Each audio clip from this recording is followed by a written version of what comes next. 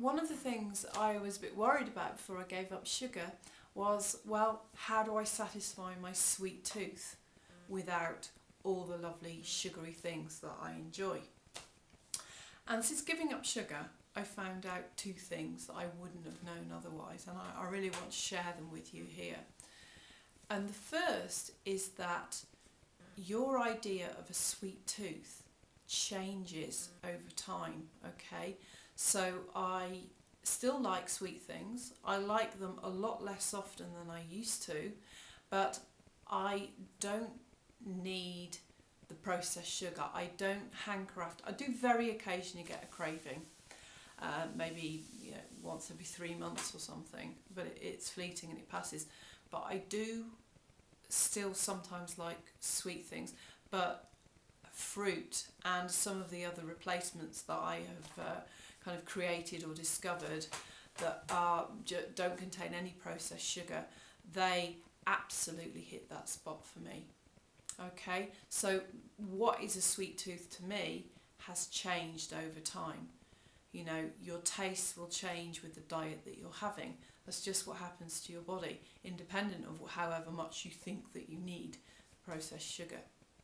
Okay, the second thing that I've learned is really interesting is that what the processed sugar used to do was to give me this spike. So I would get a spike of sweetness, and it was like a huge hit, and it would affect my brain, and I would feel amazing. Then later on I would feel anxious, and it was just like having this incredible rush of stimulation.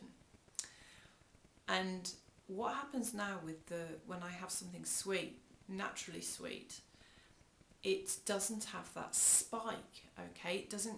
It's not kicky like chocolate or whatever used to be. And if it doesn't have that kick, it can't sort of give you this head rush, and then you don't have the crash afterwards, and you're still satisfying that very natural sweet tooth, because basically we came into this world and the first thing that we ever consume is milk, which is really, really sweet.